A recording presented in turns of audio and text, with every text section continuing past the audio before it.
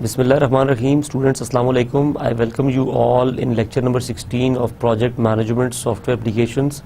The course code for this subject is PRM 705.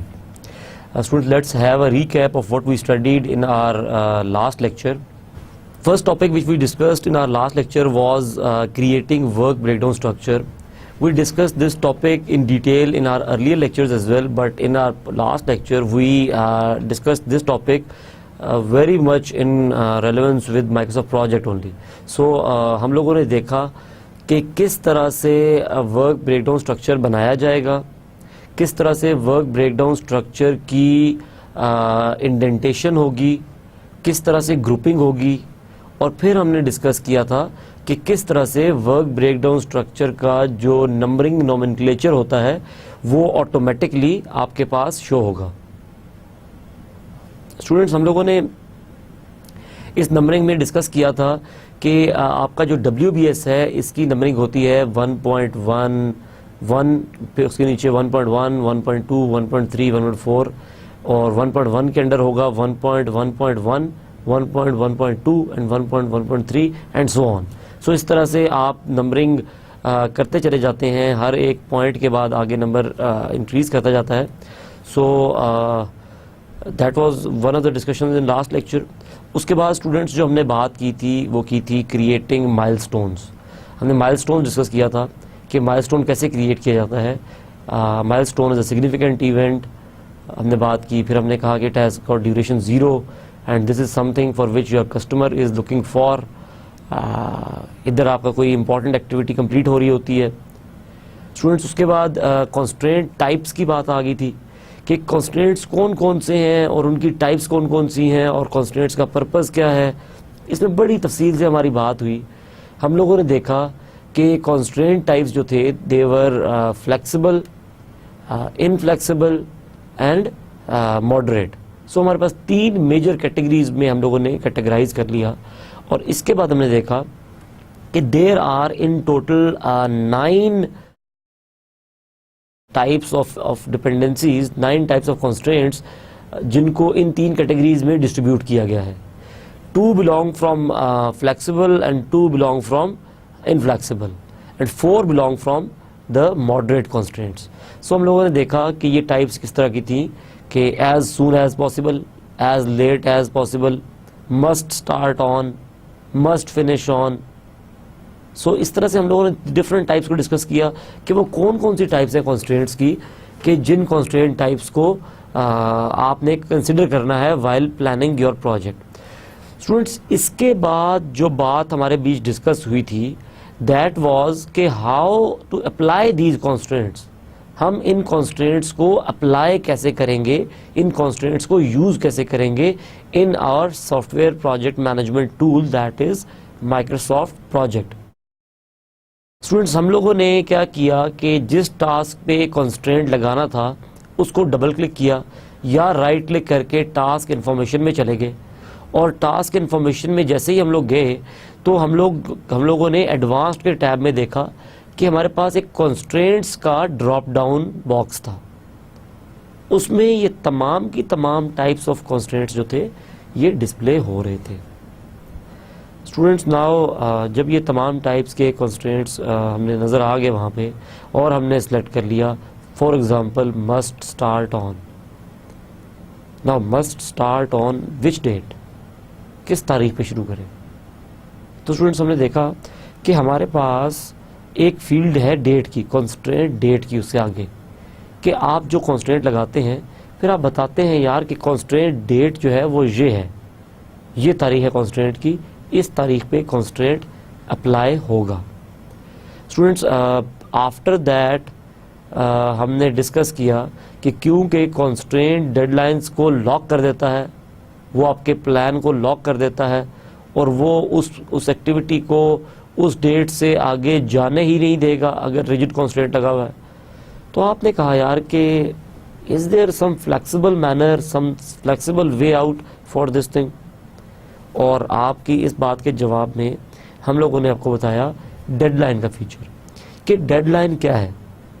Students, deadline के बारे में हमारी बात हुई बड़ी तफसील से और हमने देखा कि डेडलाइन जो थी वो एक ऐसा इंडिकेटर था कि जो हमारी बताई गई डेट पे माइक्रोसॉफ्ट प्रोजेक्ट गैंट चार्ट पे मार्क कर देता है ताकि हमें उस एक्टिविटी की डेडलाइन याद रहे। डेडलाइन का फीचर आपकी एक्टिविटी की जो डेट्स हैं उनको लॉक नहीं करता, ये सिर्फ और सिर्फ आपको याद दिलाता रहता है कि आपकी ये आपकी डेडलाइन डेट है। And once you exceed that deadline date, तो ये क्या करता है कि ये आपको उस डेडलाइन डेट के अगेंस्ट एक इंडिकेटर शो कर देता है इंडिकेटर्स कॉलम में।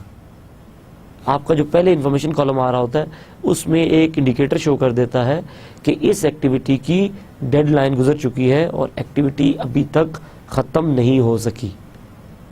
स्टूडेंट्स, यहाँ पे हमारी बात हुई थी कि इस डेडलाइन को किस तरह से अप्लाई करना है, और हमने ये किया कि हम टास्क इंफॉर्मेशन डायलॉग बॉक्स पे गए, डबल क्लिक करके टास्क को या राइट क्लिक करके इंफॉर्मेशन।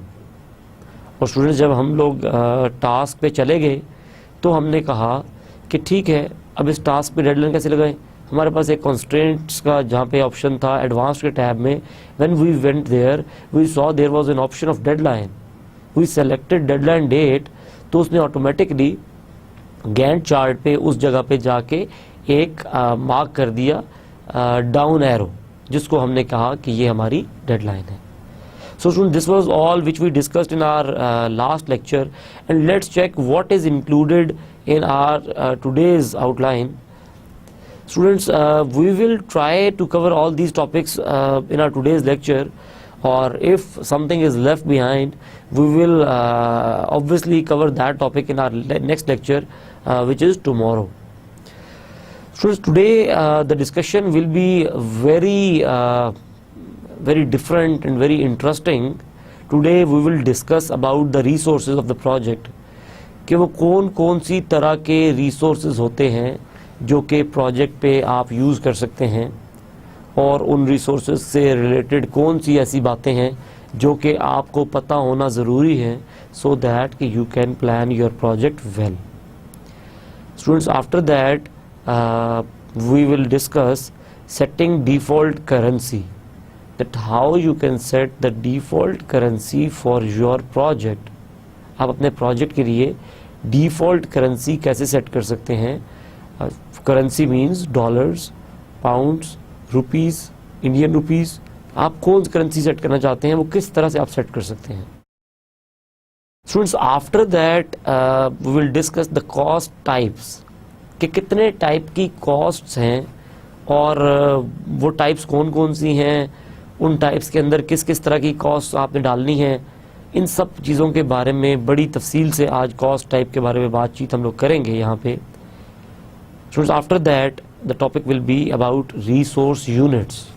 हम लोग रिसोर्स यूनिट्स डिस्कस करेंगे कि जो हमारा रिसोर्स है वो उसको मेजर कैसे करना है। हमने रिसोर्स को मेजर कैसे किया जाएगा, रिसोर्स को किस तरह नापना है आपने कि कितना रिसोर्स काम कर रहा है। ये एक बड़ी आप समझ लीजिए कि एक तरह से this is intermediate thing between you and the computer. आप अपने कंप्यूटर को अपनी बात समझानी है कि कितने बंदे आप चाहते हैं या कितना टाइम एक बंदा लगाना चाहता है इस काम के ऊपर। सो आप जब ये बात किस तरह से बताएंगे ये आज आपको सिखाएंगे इंशाल्लाह। After that if we are left with the time, we will discuss about the cost accrual methods. We'll discuss about the cost accrual techniques, that what are the cost accrual methods, और वो कौन कौन से तरीके हैं जिन तरीक़ों से आपके प्रोजेक्ट में आप किसी को पेमेंट कर सकते हैं। सो पेमेंट करने पे आज बातचीत होगी। उसके बाद अगर टाइम बचा तो हम रिसोर्स शीट के बारे में डिटेल से देखेंगे कि रिसोर्स शीट क्या है। Students, coming to today's first topic, that is resources. Students, यहाँ पे थोड़ी सी ज़रा एक बातचीत यहाँ पे थोड़ी सी मैं चाहूँगा कि हम यहीं पे डिस्कस कर लें इस स्लाइड पे, इससे पहले कि हम लोग आगे जाएं। What are resources? Resources क्या होता है? Students, let's discuss के resources क्या क्या होते हैं। हम लोग डिस्कस कर लेते हैं।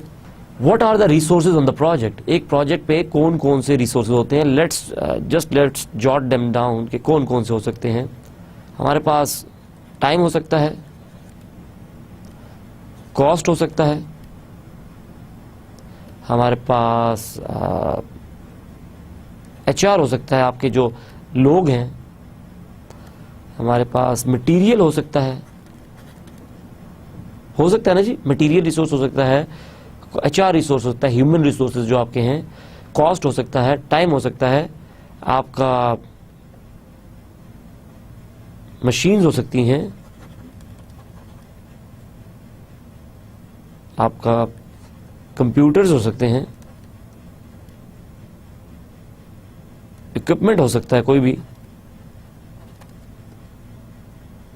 आप you have got lots of resources. आपके प्रोजेक्ट में काम करते हुए आपको बहुत सारे रिसोर्सेज का काम करना पड़ता है, आपकी टीम मेंबर्स होते हैं, पैसों का काम करना पड़ता है, ड्यूरेशंस होती हैं, आपके डिफरेंट टाइप्स ऑफ आपके पास रिसोर्सेज होते हैं, आपने किस तरह से उनको यूटिलाइज करना है, ये आप बेस कर रहा होता है कि कितनी टाइप्स के रिसोर्सेज प्रोजेक्ट में आपके पास हैं।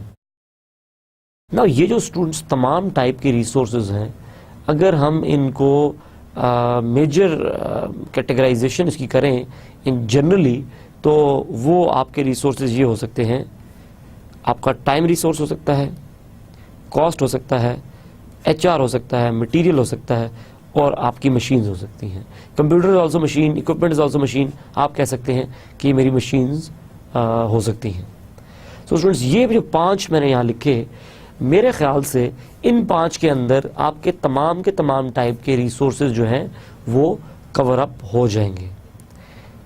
ओके, हमने ये 5 टाइप के रिसोर्स लिख लिए।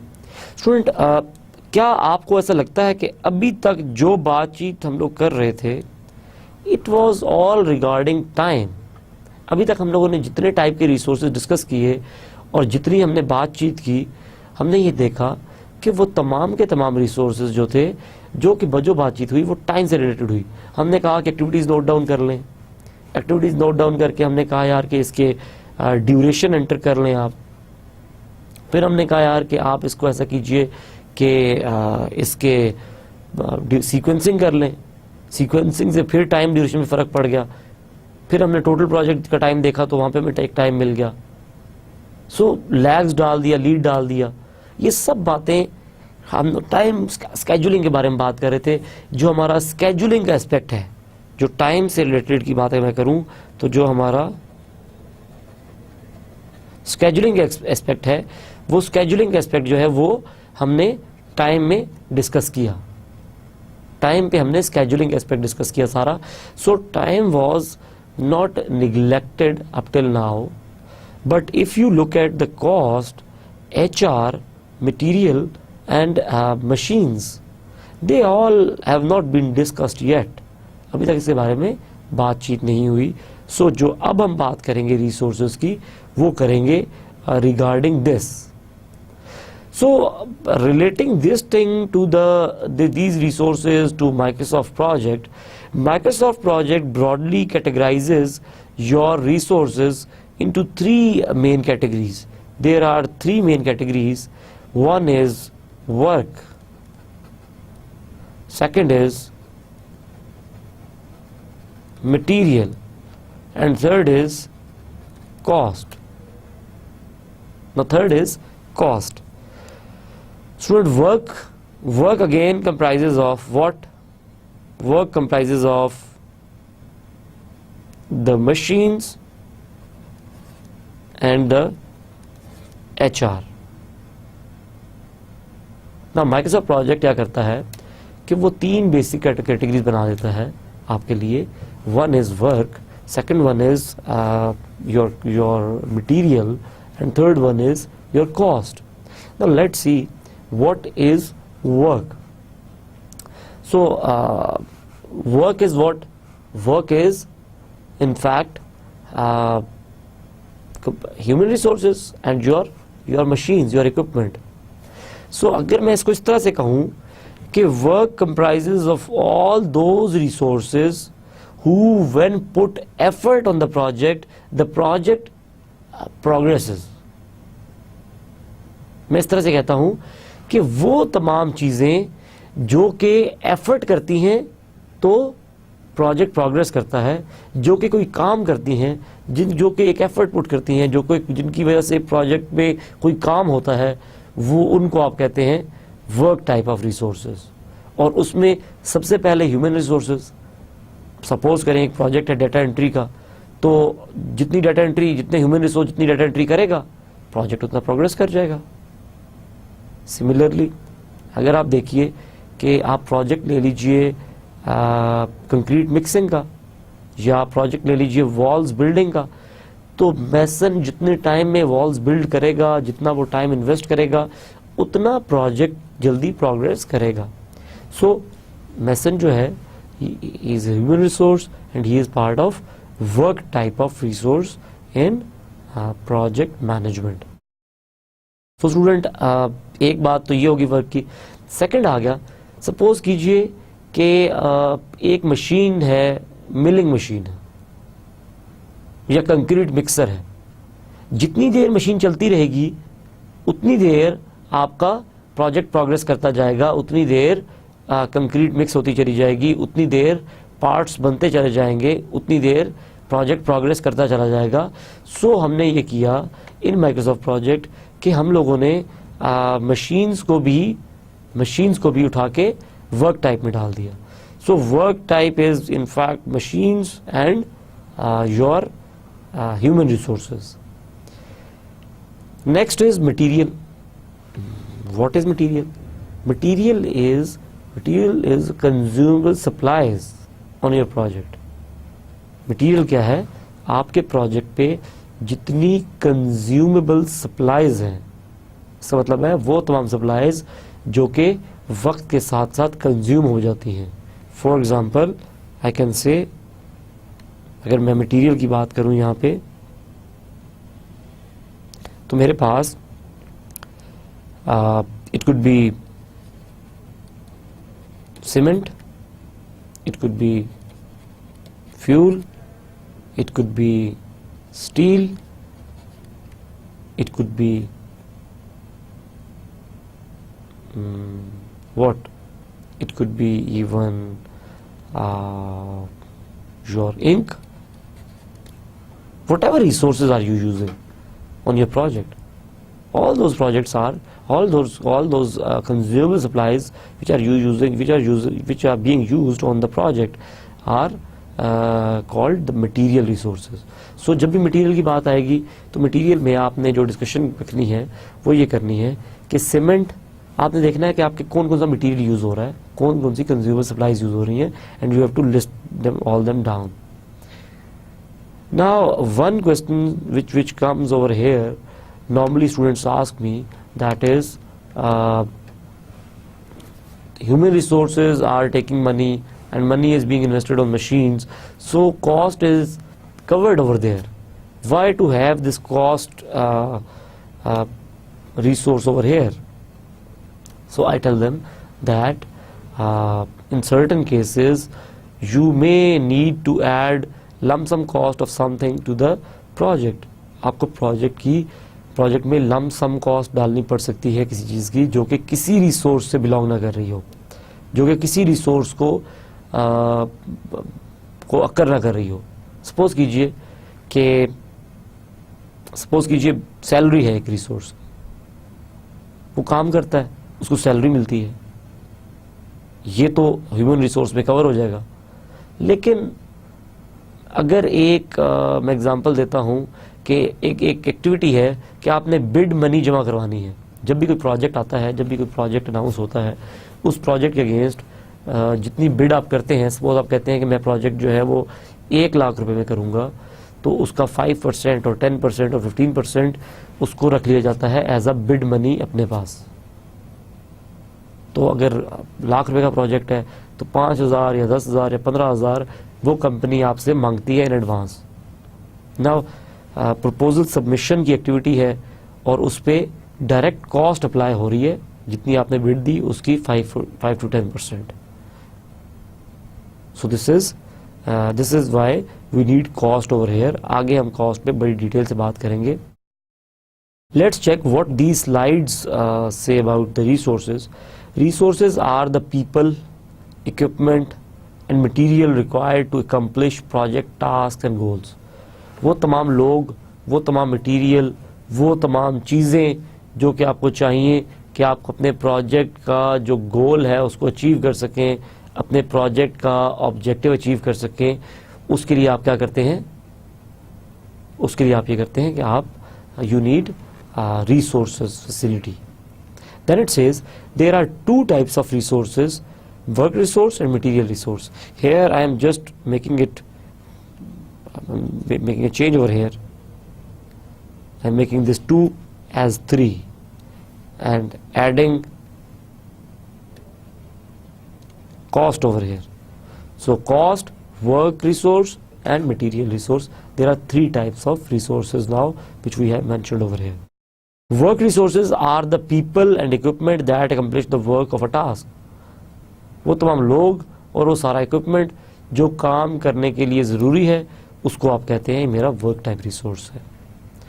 And then material resources are the consumable supplies that are used up in the performance on a task. Example includes concrete, steel and soil. So these are the examples of the materials. So coming to our next slide, let's see what's up next. Now it says that how you will work with the resources while sitting in the Microsoft Projects environment, what you will be doing to work with the resources. So here are very simplest 3 activities which you will be doing, which you will be performing to interact with the resources. One is create a resource list. You will create you will mention all your resources in that list. You will create that list. You will create a pool of resources. In fact, you will create a dictionary of resources. In fact, and after that, set the calendar specifying the working days and times. Then you will create, if any resource has got some different calendar, then you will be creating that calendar and you will assign that calendar to that resource. So after that, assign those resources to the tasks, and then after that, the third very simplest step, that you have to assign those resources to those tasks. It is, if you remember this diagram which we discussed in our earlier lectures, it was like this.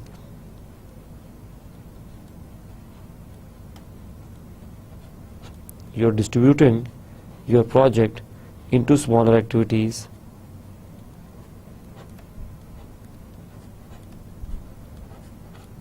So these are 1, 2, 3 and 4 activities, and then you have got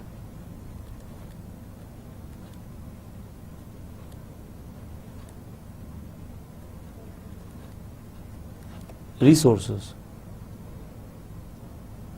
So A, B, C and D. So what you did, you created your WBS over here and your OBS over here, and then what you do now, this is developing OBS. This is in fact listing of resources, and this OBS is in fact listing of activities. So we have we done this thing, listing of activities? Yes, when we were entering our tasks in the table, what we were doing was that we were entering the activities of our project. So we have done this thing, this is done. Now what left behind is that you have to list down the resources, what is said over here, list down the resources, and then it says assign those resources the tasks. We will assign these resources the tasks.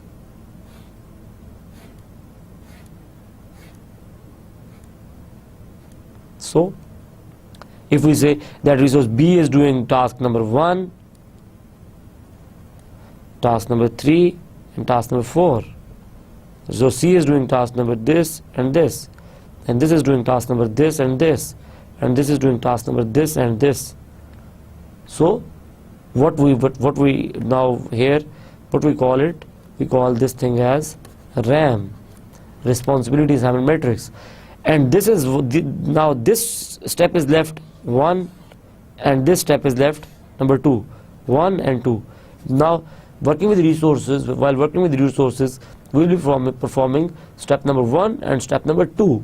Step number this 0, the activity listing, has already been performed. So coming up to the next slide, what it says, students, before working with the resources, what you have to do is that you have to change the default currency, because by default Microsoft Project is taking USD, United States dollar, as the default currency for it, but the country in which we are sitting and the country for which we are working, we definitely need our own currency to work on the projects. So one more thing over here, that try to plan your project in your company's basic currency. If your company is dealing in dollars, then develop your project in dollars. If your company is working on rupees, then develop your project in rupees. So first thing what we will do is, we will go to this files menu in the ribbon. We will click this tab on the ribbon, and we will click options. When we click file and then options, we will be shown by this dialog box. Students, in this dialog box, here we have got an option of display. In displays tab, we have got an option of currency. Right now there is symbol, there is decimal digits, placement and currency. So what you have to do is, you have to just come to this specific field, and you have to change the currency. You will change the currency and you will select PKR. What PKR stands for? Please आप बताइएगा, जो बैठे हैं जी, आप बताइए पीछे. Good, आपने बिल्कुल ठीक बताया. PKR means Pakistani rupees. So हमारा करेंसी क्योंकि पाकिस्तानी रुपी है, so we will select PKR over here. जैसे ही आप यहाँ PKR सिलेक्ट करेंगे, आपके पास ये जो ऑप्शंस हैं, ये ऑटोमेटिकली PKR की रिस्पेक्ट से यहाँ पे शो होना शुरू हो जाएंगी. So no issue at all. So what you should learn is, this is here it is shown. You are selecting PKR over here, and once PKR is selected, rupees 1. Now placement, what is placement? That how you will write. You will write rupees 200, or you will write 200 rupees. We said we will write it like this, and we selected option over here. So this is how we will change currency. We will do it when we will reach on our Microsoft project, but for now, just go through all these options. Now there is a basic unit for everything, like bananas are measured in dozens, oranges are measured in kgs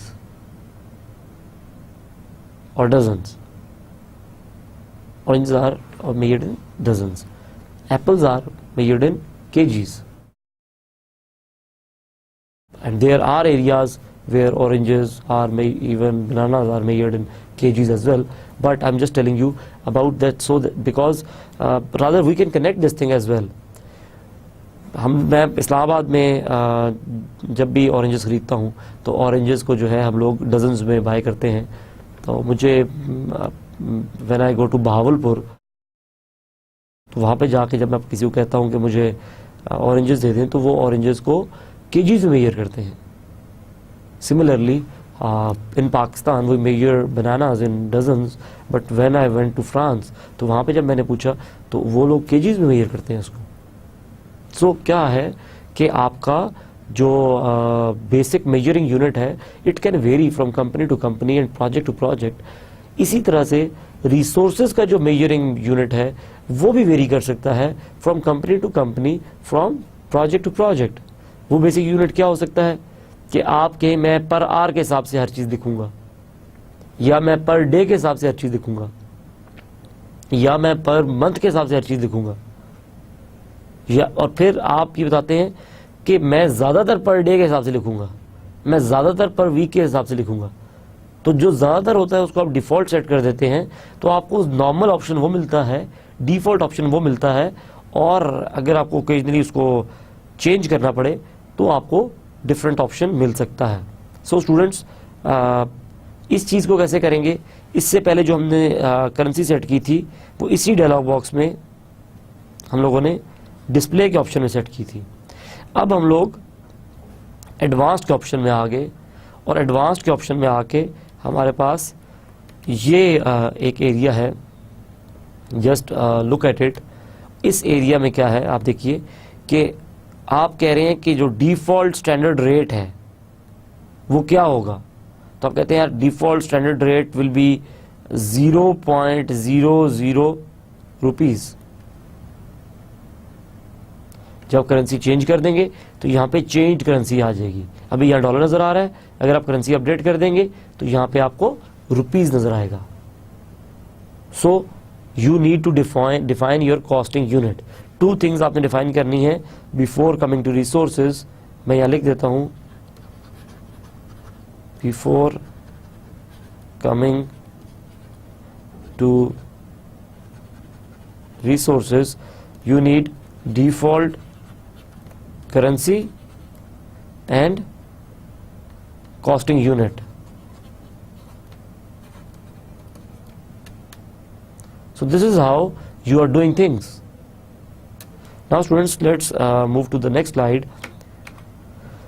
Setting costs.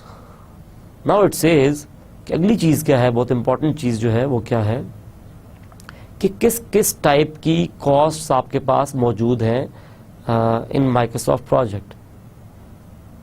Microsoft project में किस type की cost मौजूद है? 3 types की cost यहाँ पे आपने mention की।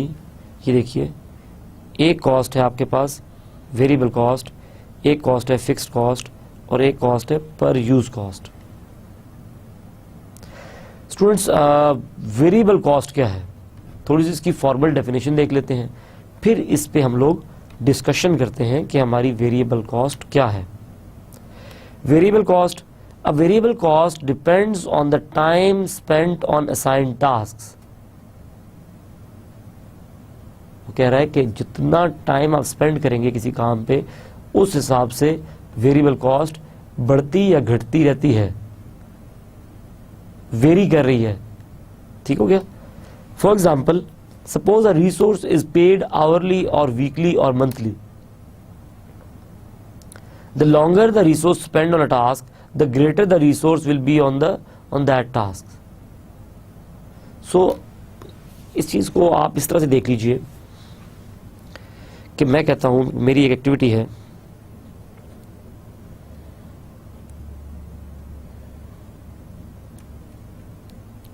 फाइव डेज की एक एक्टिविटी है ना। उस एक्टिविटी में क्या है कि इस पे मेरा रिसोर्स जो काम कर रहा है वो हम सपोज कर लेते हैं वो काम कर रहा है कासिम।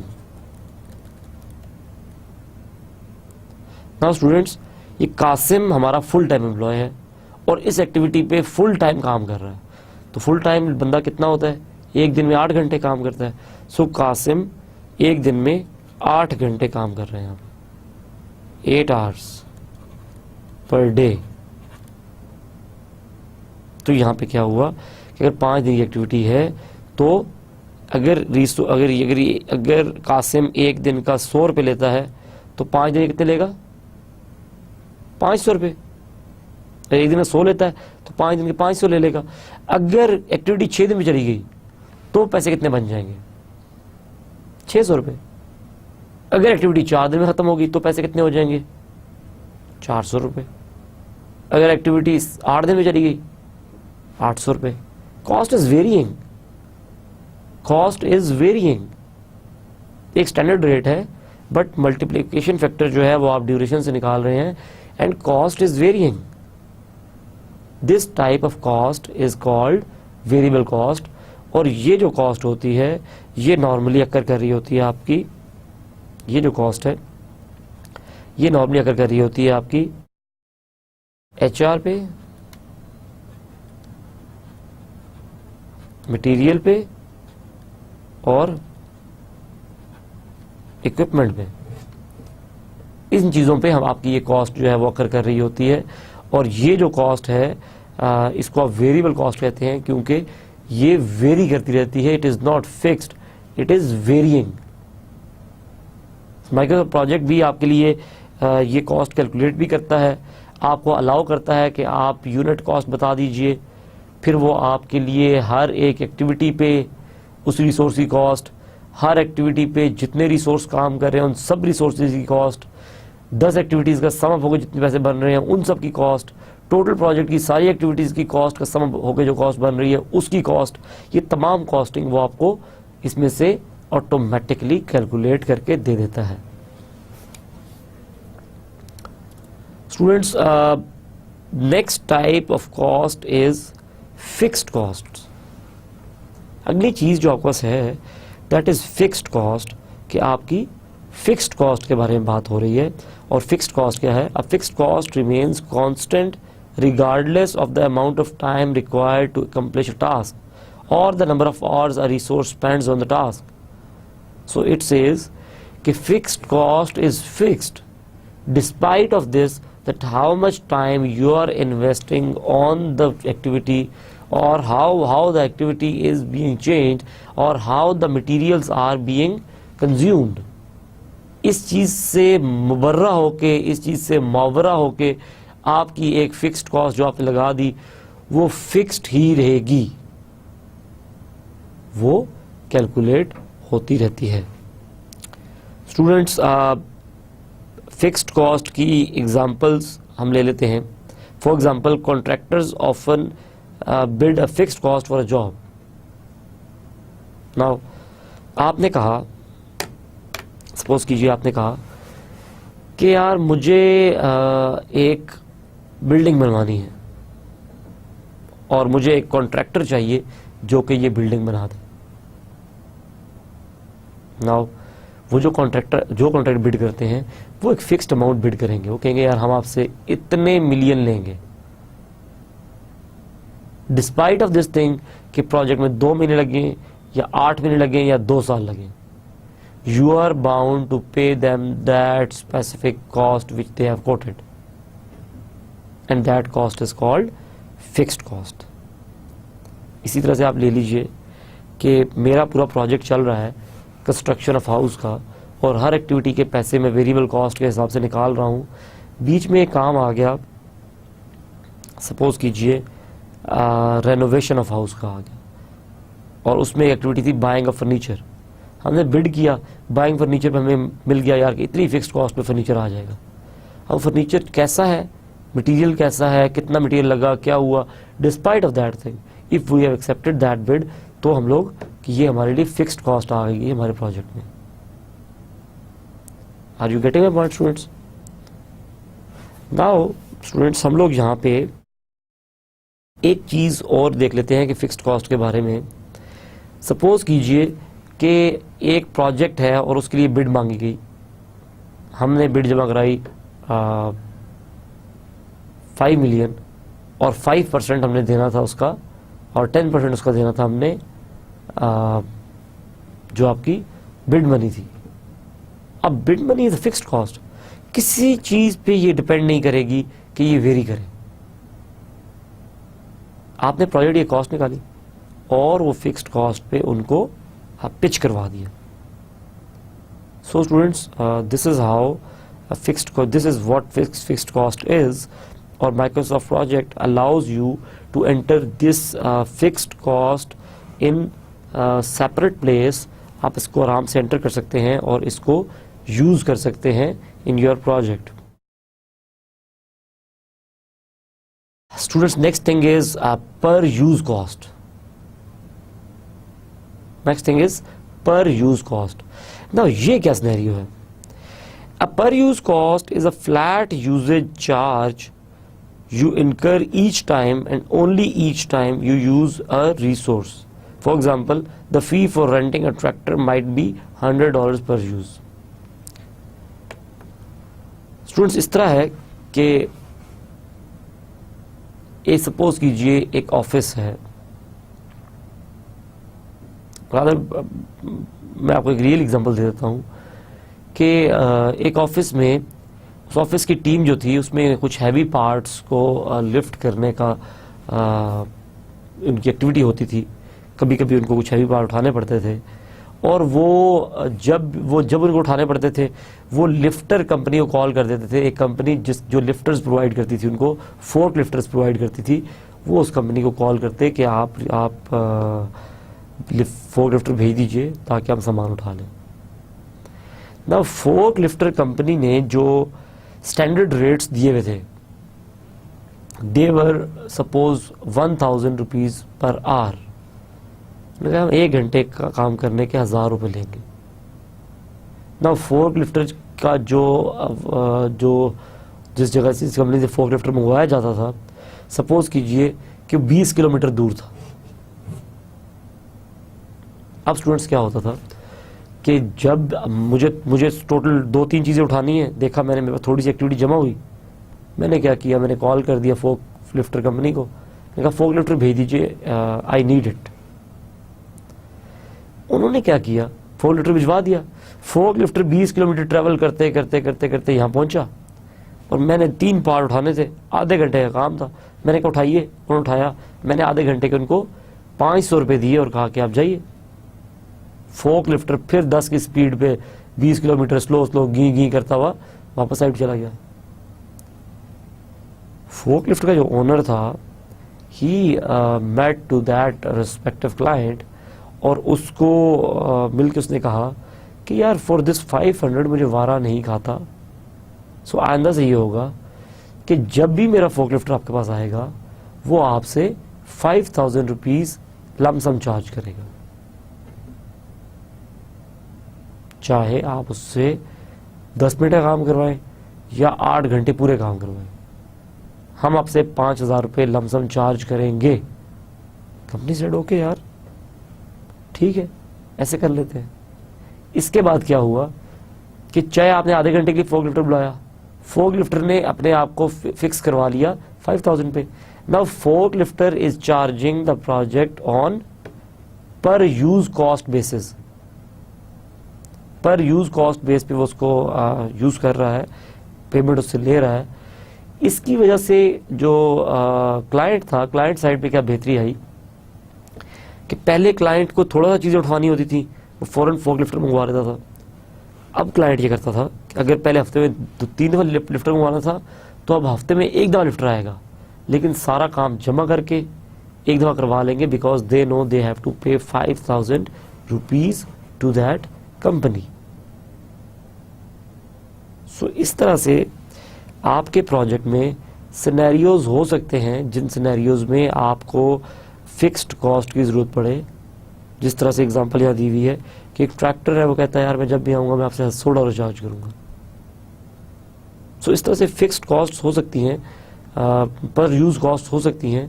सो these are 3 major costing methods in the Microsoft project. आपका जो माइक्रोसॉफ्ट प्रोजेक्ट है उसमें these are 3 major costing mechanisms. So let's move to the next slide. Okay students, the next thing is resource assignment. अब आ गया कि resource assignment unit क्या होगा. resource assignment unit क्या है. Let's take an example of this thing. What it says, When you assign a work resource or material resource to a task, you need to indicate how much of that resource is to be devoted to that specific assignment. The mechanism for doing this is the assignment unit, normally done in percentage. इस तरह से है. Suppose कीजिए you have got task 1, यहां से शुरू होता है यहां तक. आपके पास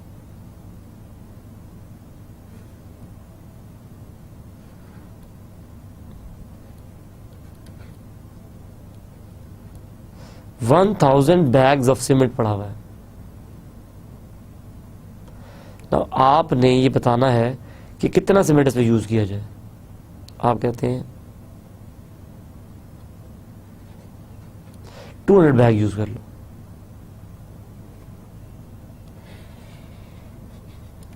टू बैग जहां असाइन हो गए. स्टूडेंट्स, जो रिसोर्स असाइन किया गया दैट वाज 200 बैग्स. जब भी आप कोई रिसोर्स असाइन करते हैं तो you need to have this unit of measurement. आपके पास ये यूनिट ऑफ मेजरमेंट होना चाहिए कि आप बता सकें कि इस प्रोजेक्ट पे कितना आप यूज कर रहे हैं, कितना आप रिसोर्स असाइन कर रहे हैं. सो आपने क्या किया, आपने कहा यार ठीक है 200 बैग्स जो है वो मैं यहाँ पे यूज कर दूंगा. ओके, मेरे पास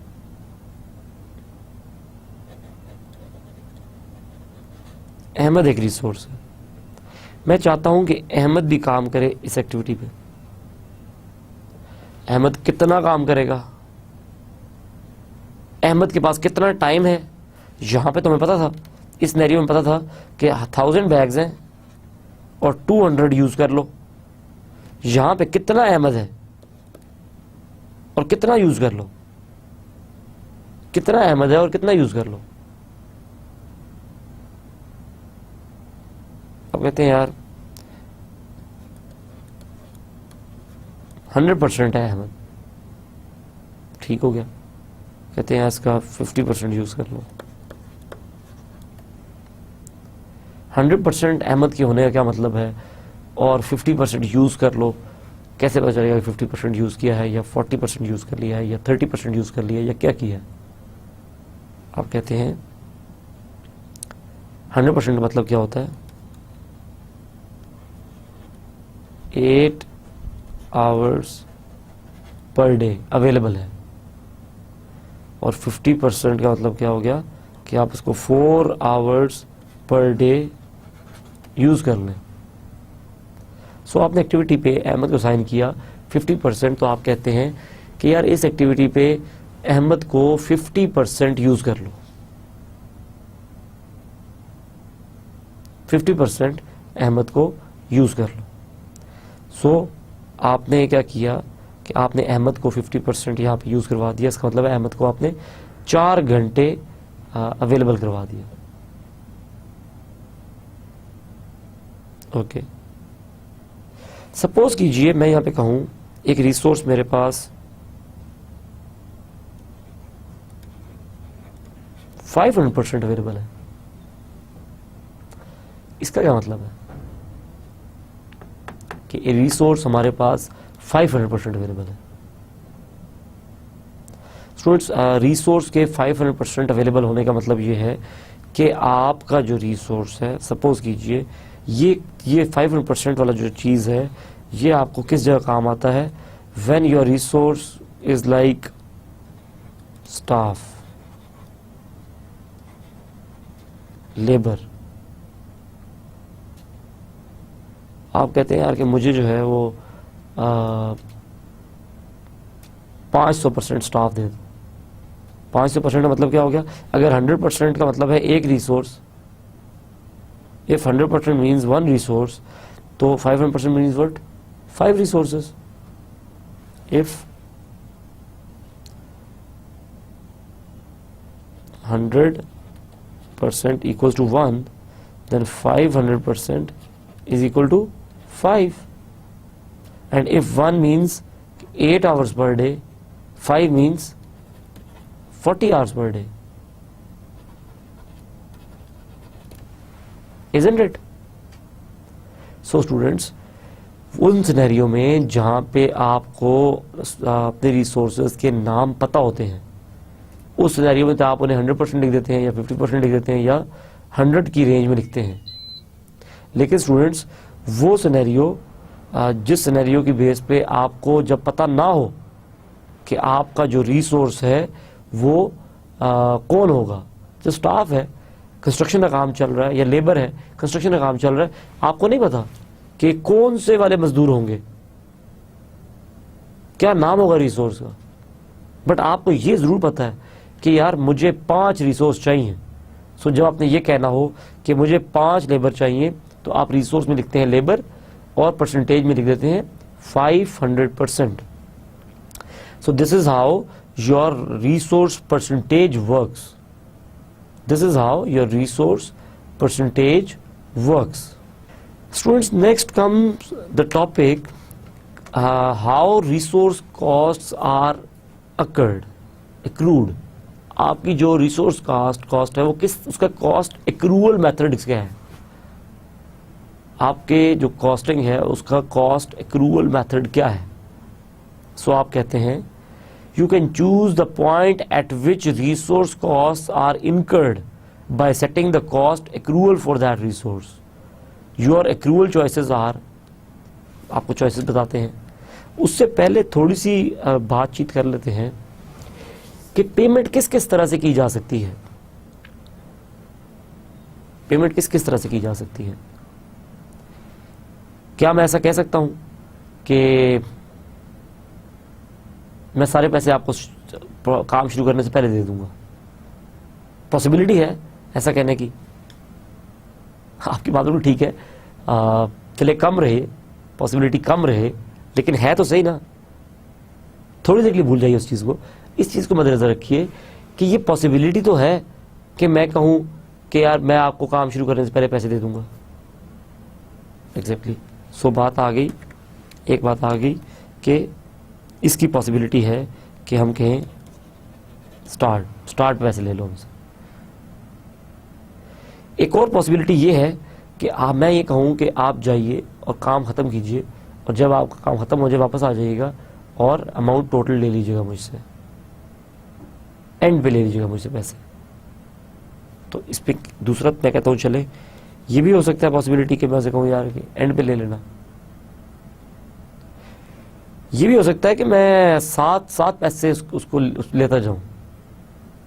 मैं कहूँ बस जूं काम होता जाएगा पैसे देते जाना मुझे. सो मैं इसको इस चीज़ को मैं थोड़ी देर के लिए लिख देता हूँ 7. ठीक हो गया. 7 में पैसे लेता जाऊं. Let's see what are the accrual techniques. First accrual technique is the entire cost at the start of an assignment. Assignment start होने से पहले ही तमाम के तमाम पैसे दे दिए जाएं. स्टूडेंट्स, इस चीज़ के बारे में थोड़ा देख लेते हैं कि वो क्या सिनेरियो हो सकता है जब काम शुरू होने से पहले ही आप सारे के सारे पैसे दे दें.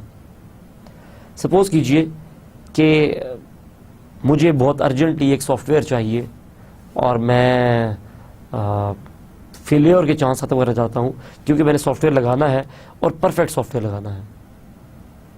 मैं बहुत ही हाई रिप्यूट कंपनी के पास जाता हूँ, माइक्रोसॉफ्ट पास चला जाता हूँ, उससे कहता हूँ यार कि I need this software very short time. Microsoft says okay, मैं नॉर्मली जनरल लोगों का काम तो नहीं करता, लेकिन चलिए आप कहते हैं आपसे कर लेता हूँ, बट मैं सारे पैसे स्टार्ट में लूँगा. इस सिनेरियो में आपको देने पड़ सकते हैं सारे पैसे, because your consultant is very strong. There is possibility that you have to pay all the amount at the start of assignment. Okay, so similarly the entire cost at the end of assignment.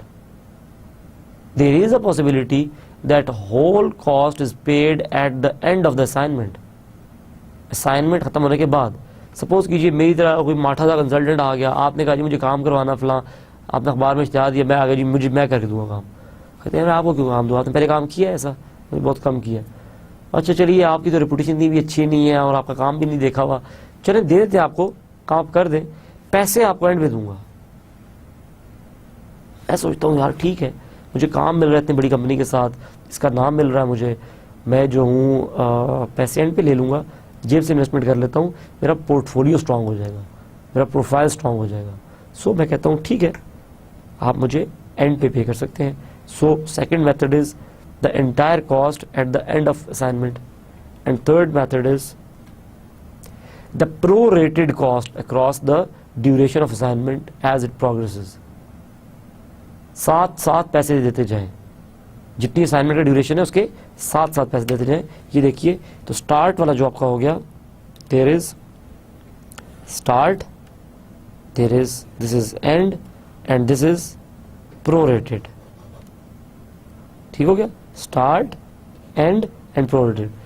So whenever we ask you how many cost accrual techniques are there in Microsoft project, you will say there are 3 cost accrual methods. One is start, one is end, and one is prorated. And if we ask you about examples of all these 3, then you will be giving examples of all these 3. Students यहाँ पे हम लोग एक दफ़ा करके देख लेते हैं, जो डिफ़ॉल्ट यूनिट सेट करने की हमने बात की थी कि वो चीज़ किस तरह से अप्लाई होगी। स्टूडेंट्स ये हमारा सैम्पल प्रोजेक्ट है जिस पे हम लोग थ्रू आउट काम कर रहे हैं। ये देखिए मैं चला गया फाइल के टैब में, मेरे पास ऑप्शंस का एक मेन्यू है। Students I click this menu, तो मेरे पास ये डायलॉग बॉक्स ओपन हो गया। हमने कहा था हम डिस्प्ले के टैब में जाएंगे। स्टूडेंट्स मैंने डिस्प्ले का टैब क्लिक किया और डिस्प्ले का टैब क्लिक करते साथ मेरे पास ये देखिए करेंसी का ऑप्शन यहाँ पे शो हो रहा है। स्टूडेंट्स मैंने करेंसी को क्लिक किया और यहाँ पे PKR देखा, तो मुझे ये देखिए यहाँ पे PKR नज़र आ रहा है। ये देखिए PKR पाकिस्तानी रुपी सिलेक्ट किया, ये सारा कुछ इसने उसके हिसाब से मॉडिफाई कर दिया। माइक्रोसॉफ्ट प्रोजेक्ट ऑलरेडी नोज कि how things will be modified when you will select PKR। सो हमने कह दिया कि हमारे प्रोजेक्ट की जो डिफ़ॉल्ट करेंसी है it will be what, it will be PKR। And next thing what we said that in advanced tab we said the measuring unit, the default standard rate will be what, $0 per hour, $0 per hour। Okay ji students, so file के tab में जब आप options में जाते हैं तो आपके पास advance का टैब जब आ रहा है, ये देखिए आपके पास यहाँ पे, इसको मैंने अप्लाई इसलिए किया पहले कि जो आपका ओके इसलिए किया कि आपकी जो सेटिंग्स हैं वो अप्लाई हो जाएं। जैसे ही आप इस पे आए तो आपने ये किया कि आपने डिफ़ॉल्ट स्टैंडर्ड रेट लिख दिया कि पर घंटे के हिसाब से 0, डिफ़ॉल्ट 0 है, आगे मैं खुद मेंशन कर दूंगा, और डिफ़ॉल्ट ओवर टाइम रेट क्या है वो भी 0 है, वो भी मैं खुद पे कर दूंगा। So students this is what included on the practical side of today's lecture. Let's see what is next. So students, I think we will stop over here. यहाँ पे हम लोग इसको होल्ड करेंगे लेक्चर को, और हम लोग जो है वो नेक्स्ट क्लास में इससे आगे चीज़ें देखेंगे। स्टूडेंट्स मैं थोड़ा सा रिवाइज करता चलूँ कि हमने आज के लेक्चर में क्या क्या चीज़ें देखी। तो स्टूडेंट्स सबसे पहले हम लोगों ने डिस्कस किया कि हमारे पास रिसोर्स टाइप्स कौन कौन सी हैं। हमने कहा कि हमारे पास एक वर्क टाइप की रिसोर्स है, एक हमारे पास मटेरियल टाइप का रिसोर्स है, और एक हमारे पास कॉस्ट टाइप का रिसोर्स है। हम लोगों ने स्टूडेंट्स यहाँ डिस्कस किया कि जो हमारा वर्क टाइप का रिसोर्स है उसमें ह्यूमन रिसोर्स और इक्विपमेंट आता है आपका, और फिर हमने कहा कि जो हमारा मटेरियल रिसोर्स है इट इज़ कंज्यूमेबल सप्लाईज। यहाँ पे हमने कंज्यूमेबल सप्लाईज की बात की। और स्टूडेंट्स आफ्टर दैट जो हमने चीज़ डिस्कस की वो ये थी, हमने कहा कि यार इसके बाद जो नेक्स्ट टाइप है that is cost. Students after discussing these things फिर हमने जो चीज़ डिस्कस की, इसके बाद जो हमारा टॉपिक था दैट वाज कि रिसोर्सेज पे काम करने से पहले हमें डिफ़ॉल्ट यूनिट सेट करना पड़ेगा, डिफ़ॉल्ट करेंसी सेट करनी पड़ेगी, और वो हमने PKR सेट की। और इसको हमने प्रैक्टिकली करके भी देखा कि आप फाइल के मेन्यू में ऑप्शंस को जब क्लिक करते हैं तो आपके पास डिस्प्ले के टैब में एक PKR का ऑप्शन होता है, आप सिलेक्ट कर सकते हैं। स्टूडेंट्स, उसके बाद हमने डिफ़ॉल्ट यूनिट्स देखे कि डिफ़ॉल्ट स्टैंडर्ड रेट और डिफ़ॉल्ट ओवरटाइम रेट क्या है। उसके लिए हम फाइल में गए और फाइल में जाके हमने ऑप्शंस में एडवांस के टैब पे देखा तो हमारे पास ये ऑप्शन अवेलेबल था। Once we set value over there, after that हमने क्या किया कि स्टूडेंट्स हमने डिस्कस किया कि हमारे पास कितनी टाइप्स की कॉस्ट्स, ये कॉस्ट असाइनमेंट यहाँ पे हो सकती है। तो हमने कहा कि हमारे पास वेरिएबल कॉस्टिंग है, हमारे पास फिक्स्ड कॉस्टिंग है और हमारे पास पर यूज़ कॉस्ट है। वेरिएबल पे हमने कहा कि जो कि जितना काम आपका रिसोर्स करेगा उतनी कॉस्ट बढ़ती जाएगी। फिर हमने फिक्स्ड पे कहा कि ये फिक्स्ड कॉस्ट रहेगी, जिस तरह से बिल्ड मनी जमा करवाना। और फिर हमने पर यूज़ पे फोक लिफ्टर की एग्जांपल देखी और हमने कहा कि फोक लिफ्टर अगर एक विजिट पे कहता है कि मैं 5,000 चार्ज करूँगा तो ये 5,000 आपका क्या है, आपका पर यूज़ रेट बन जाएगा। स्टूडेंट्स, आफ्टर दैट जो बात हुई थी that was resource assignment units पे, और हमने डिस्कस किया कि resource assignment units could be 100%, 50% और 200%, 500%। 50% मतलब एक दिन में 4 घंटे आधा रिसोर्स, 100% मतलब फुल रिसोर्स एक दिन 8 घंटे, 500% मतलब टोटल 5 रिसोर्सेज, 1 डे 40 आवर्स।